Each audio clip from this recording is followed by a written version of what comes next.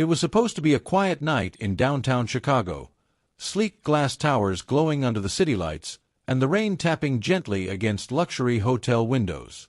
But inside the Grand Marlowe Hotel, something ugly was about to unfold. When a successful attorney named Elias Carter arrived for a business day, he expected nothing more than a room key and a few hours of rest before his morning meeting. But instead, he was met with suspicion, judgment, and humiliation. What the hotel staff didn't know was that this man wasn't just any guest, and the person they were about to mistreat held their entire future in his hands. Because by sunrise, the truth about the Grand Marlowe Hotel would be everywhere. Before we dive into this shocking story of power, prejudice, and poetic justice, tell us where in the world you're watching from, and don't forget to subscribe for more real-life inspired justice stories every week. The marble floors of the Grand Marlowe Hotel glistened beneath soft chandeliers as guests hurried through the revolving doors, their laughter echoing faintly through the vast lobby. It was one of Chicago's most exclusive hotels, the kind that catered to CEOs, foreign dignitaries, and the elite. At exactly 9:43 p.m., Elias Carter stepped through those doors. Dressed in a tailored navy suit, his briefcase in hand, he looked every bit the successful attorney he was, a Harvard law graduate, senior partner at his firm, and one of the youngest legal consultants ever hired by a national hotel group. The rein still clung to his shoulders as he approached the front desk, where a woman named Amanda Pierce stood behind a polished counter, tapping briskly on her keyboard. Her polite smile faltered the moment she looked up and met his eyes.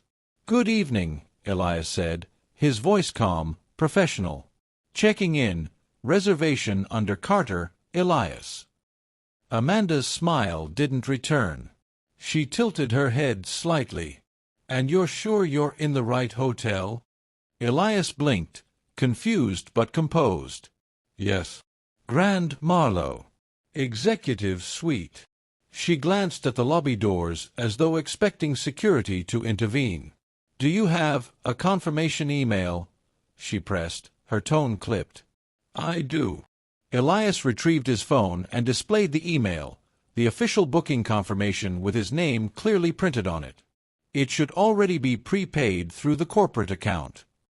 Amanda barely glanced at the screen before typing something. "I'm sorry, but I don't see any active reservation under that name." Elias leaned slightly closer, noting her deliberate tone. "That's strange. I booked 3 days ago. Could you check under the company name, Prestige Legal Group?" But Amanda wasn't looking at the computer anymore. She was looking at him, his skin tone, his watch, his briefcase, scanning him as though deciding whether he belonged. "I'm sorry, sir," she said again, this time with a dismissive edge. "We're fully booked tonight. You may want to try somewhere more suitable." Elias felt the sting behind her words, that quiet, polite racism disguised as policy. He'd seen it before, in restaurants, boardrooms, and airports. Still, he kept his tone steady. "May I speak with your manager, please?" Amanda hesitated, then rolled her eyes slightly before picking up the lobby phone. Her voice dropped to a whisper, but Elias caught fragments. "Another walk-in, no reservation. Yes, sir, you'll want to see this yourself." Moments later, a man in his 40s emerged from the back office, Jonathan Briggs, the night manager. His slicked-back hair and tailored vest screamed control, but his forced smile didn't reach his eyes. "Good evening," Briggs said, extending a hand that he quickly retracted when Elias didn't move to shake it. "Is there a problem here?" "Yes," Elias replied. "Apparently, my reservation has vanished." Briggs glanced at Amanda's monitor. "Mr. Carter, was it? Unfortunately, our system doesn't show any booking under that name. And as Amanda mentioned, we're at full capacity tonight." "I find that unlikely," Elias said evenly. "Your parent company personally invited me to stay here." Briggs's expression tightened. "Sir, I don't appreciate your tone. If you're trying to—" Elias held up his phone again, displaying not just the email but the corporate contract header, the logo of Crown Line Hospitality, the parent company that owned the Grand Marlowe. Briggs froze. For a brief second, Elias could see it in his eyes. Panic. Then, as quickly as it came, it vanished behind arrogance. "Anyone can fake an email," Briggs said curtly. "Now, if you'll excuse me, I have other guests to attend to." The nearby concierge turned away uncomfortably. Two bellboys whispered behind the counter. People were watching. Elias stood silently, the humiliation heavy but controlled. He tapped his phone screen and opened a note titled Audit, Field Observation Log. Then, without another word, he began typing. Behind his calm eyes, a plan had already begun. Because what Amanda and Briggs didn't know was that this walk-in guest wasn't just another traveler. He was the lead legal consultant hired to conduct a confidential ethics and service audit on behalf of Crown Line Hospitality, and everything happening right now was being recorded. The real test had just begun.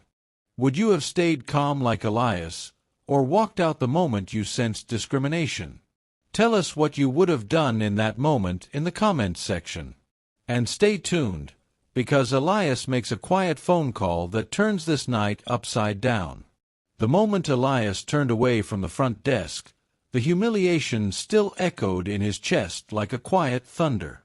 The stares, the whispers, that subtle disbelief that someone who looked like him could afford a place like this. He'd faced worse before. But tonight was different. Tonight, every second of this was being documented. Elias crossed the lobby and sat in one of the velvet lounge chairs beneath a large chandelier. The glass roof above reflected the city lights, streaks of gold and blue dancing across the marble floor. He set his briefcase down, opened it slightly, and pressed a small button hidden under the handle. A faint red light blinked once. Active recording. Inside the case was a concealed body cam and audio recorder, part of the compliance toolkit provided by Crown Line Hospitality for undercover audits. Every word, every tone of voice, every face would now be captured in crystal clarity. He pulled out his phone and scrolled to a contact labeled Charlotte, Crown Line Corporate. He hesitated for a moment, then pressed call. Charlotte speaking. Charlotte, it's Elias Carter. Field Audit, Chicago site. Her tone instantly shifted. Mr. Carter, you weren't supposed to check in until tomorrow afternoon. I know, Elias said calmly, his eyes drifting back to the front desk where Amanda was laughing with another guest. But I decided to arrive early. I wanted to see how they handle unexpected arrivals. You may want to start recording on your end. We have a serious issue. There was silence, followed by the faint sound of typing. Issue. Elias smiled faintly, though his eyes stayed cold. Discriminatory service, denial of reservation, and potential racial bias. I have video, audio, and multiple witnesses in the lobby. Charlotte exhaled slowly. Understood. You're saying this is the Marlowe property under Jonathan Briggs? That's correct. And from what I've observed so far, Elias said, his management style reflects everything Crown Line's new code of ethics is meant to eliminate. He could almost hear Charlotte's composure tighten. You're authorizing escalation? Yes, Elias said. Quietly. Let's keep it internal for now. I want to see how far they'll take this before I intervene. Charlotte's voice softened. You sure you want to stay there tonight, Elias? You could head to another Crown Line property. We'll flag this one. But Elias shook his head. No. Tonight, I'm going to let them show exactly who they are when they think no one's watching. He ended the call and glanced around the lobby. The subtle divide between the hotel's golden image and its hidden prejudice had never been clearer. A black family entered the revolving door, tourists, judging by their luggage, and Amanda's smile immediately dimmed again.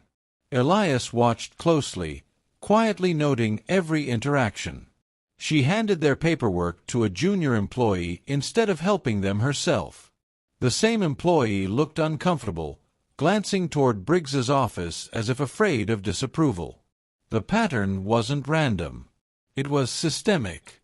And Elias had spent his entire career dismantling systems that tried to hide behind politeness. He leaned back in the chair, folded his arms, and opened a second app on his phone, Live Field Sync. The top corner displayed, recording uploaded to Crownline Legal Database, secure. A small smile crept across his face. The evidence was now untouchable. Meanwhile, Amanda whispered something to Briggs across the counter. Briggs followed her gaze toward Elias, clearly annoyed that he hadn't left yet. Briggs gestured to the security guard by the elevator, a bulky man with a radio and a name tag that read Colton. Elias noticed immediately. So they're escalating. Colton approached with deliberate slowness, his boots echoing on the marble floor. "Sir," he said in a rehearsed tone, "we've had a few complaints about someone loitering near the lobby seating area. Are you a guest?" Elias looked up, his expression perfectly calm. "I will be, as soon as your staff acknowledges my confirmed reservation." Colton crossed his arms. "Sir, I'm going to have to ask you to wait outside until we sort this out." A few nearby guests began whispering. One even lifted a phone, quietly recording. "Outside," Elias repeated softly, standing to his full height. "In the rain." "Sir, this is standard protocol." Elias smiled thinly. "Then let's make it official." He lifted his phone again, this time, not discreetly, and snapped a photo of Colton, Briggs, and Amanda. "Consider this notice that your actions are now part of an ongoing legal investigation. I'll be forwarding all footage and recordings to Crownline's Executive Legal Office within the hour." Briggs scoffed. "Investigation? You think you can threaten me with that? You're lucky I don't call the police for trespassing." Elias tilted his head slightly. "Please do." For a moment, no one spoke.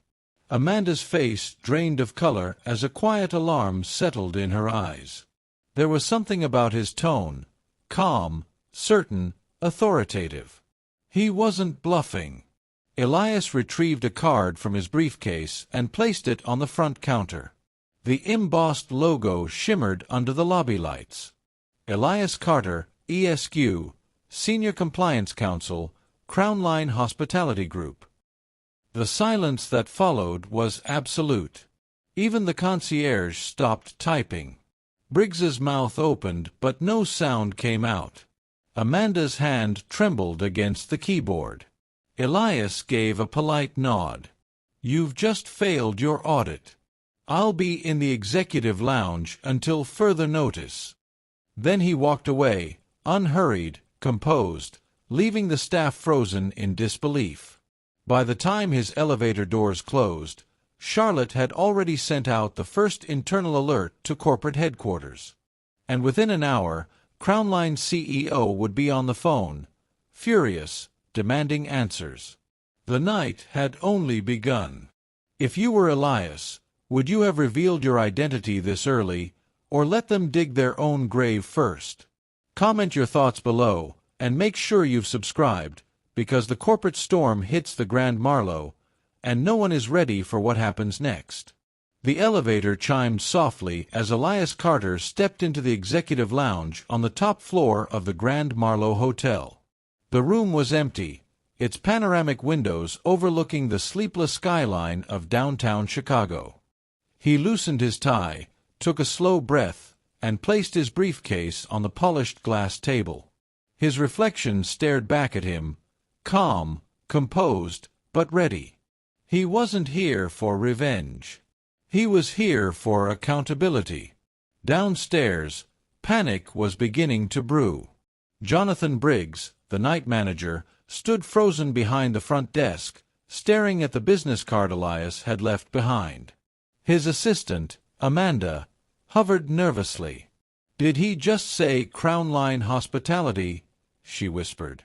Briggs ran a hand through his hair, his confidence slipping away fast.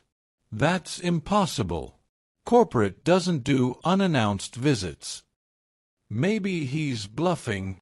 But deep down, Briggs knew he wasn't. He'd heard of Crown Line's compliance division, the secret audits, the legal consultants who posed as guests to test their ethics and service standards. And if this man really was one of them, their careers might already be over. Briggs grabbed the hotel phone and dialed the regional operations line, a number he'd only used once before. "This is Jonathan Briggs, night manager at Grand Marlow. We have a situation. Possibly a corporate plant. I need verification." The operator on the other end sounded unusually cautious. "Name of the guest." "Elias Carter." There was a pause. Then a low exhale. "Stay where you are, Mr. Briggs. Do not attempt to contact him further. Corporate oversight will reach out within the hour." "What do you mean, oversight?" But the line went dead. Briggs slammed the receiver down, his pulse rising.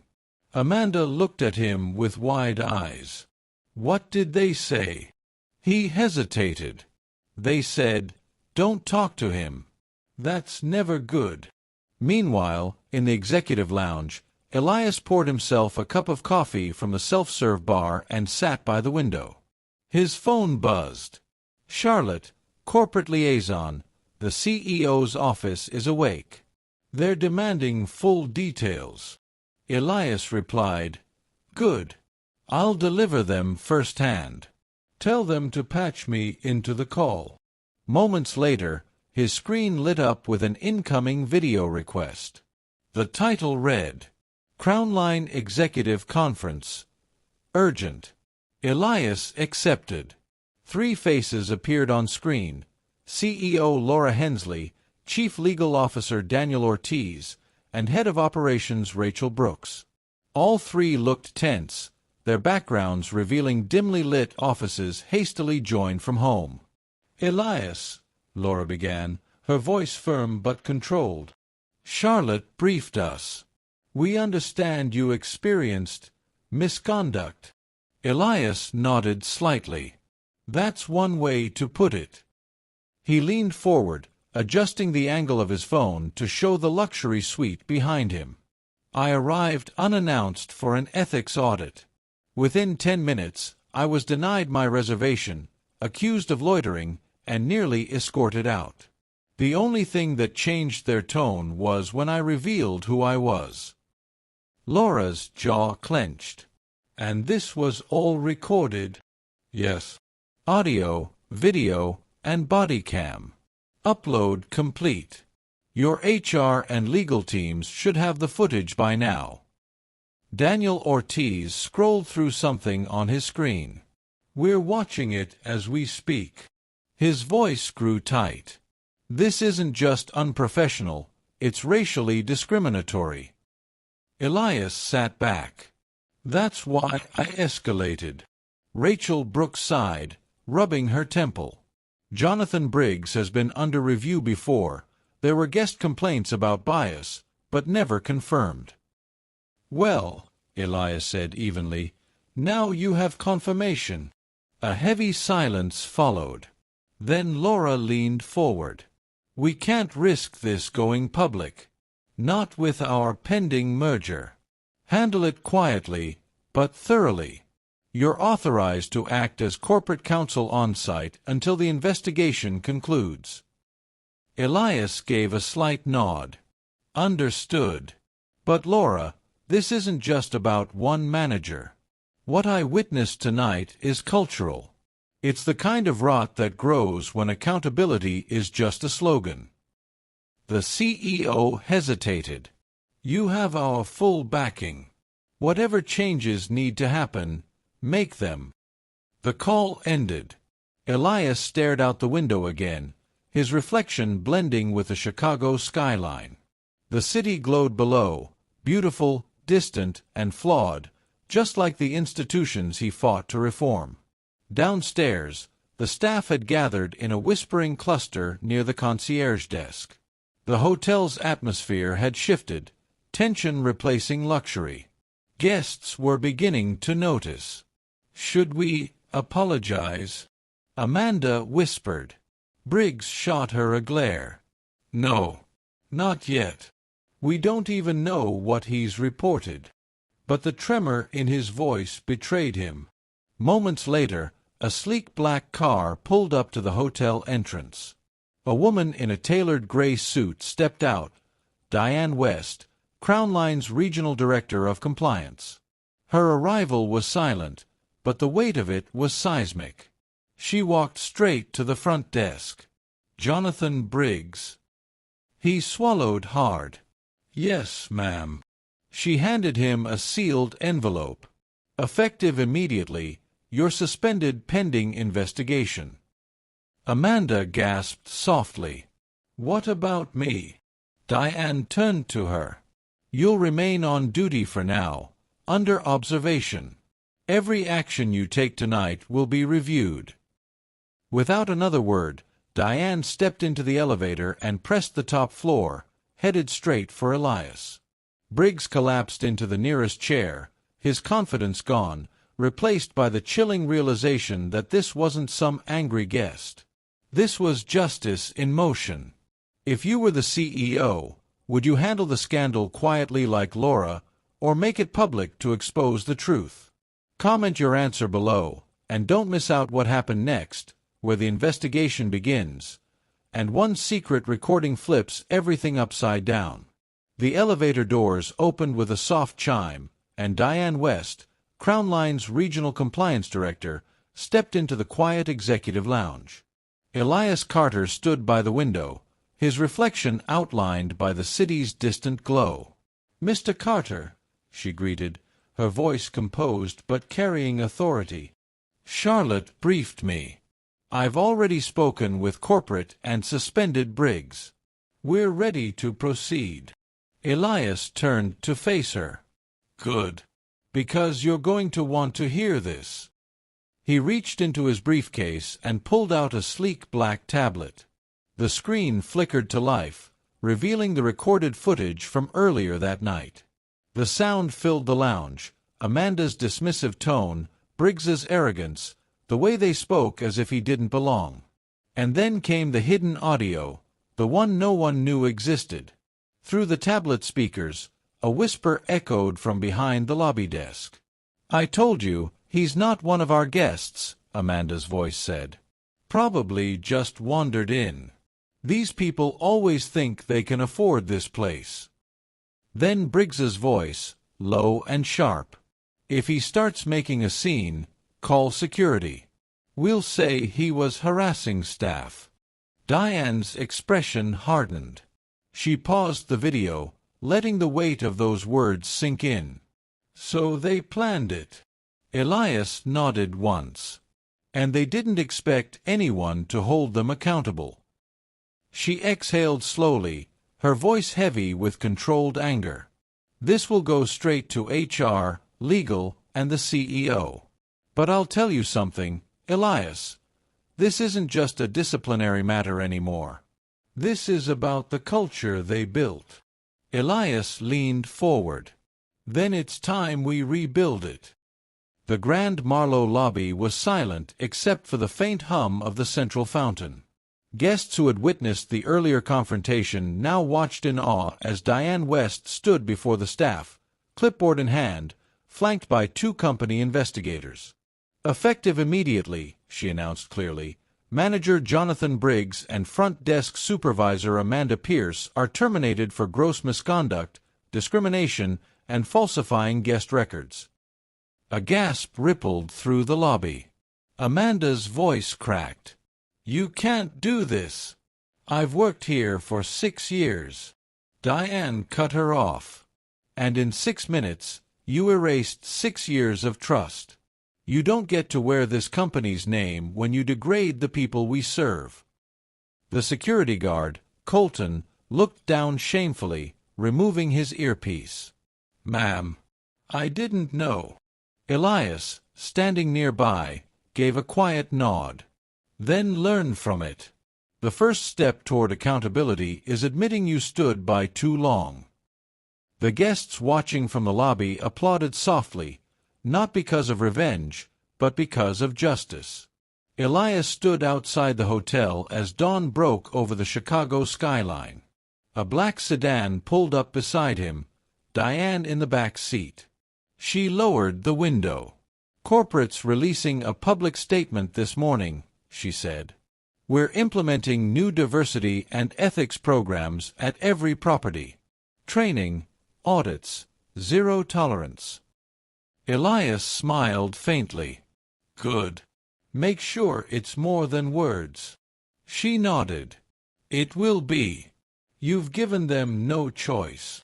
He looked up at the glowing hotel sign, the Grand Marlowe, its pristine letters reflecting the sunrise. "Places like this don't change overnight. But tonight, we made them start." Diane smiled. "And what about you?" Elias's eyes softened. "I'll write my report. Then maybe take a few days off." She laughed quietly. "You've earned it." As her car pulled away, Elias took one last look at the hotel doors where everything had begun, where prejudice tried to hide behind luxury and was unmasked by truth.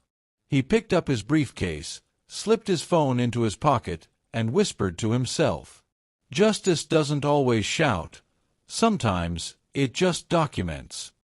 Then he walked into the rising sun, leaving behind a building forever changed, and a lesson that would echo far beyond its glass walls. How would you have handled it if someone doubted your worth because of how you look? Would you stay silent, or would you stand your ground like Elias? Let us know your thoughts in the comments below, and if you believe in accountability and justice, hit that subscribe button so you never miss the next story that proves one thing: truth always finds a way to rise.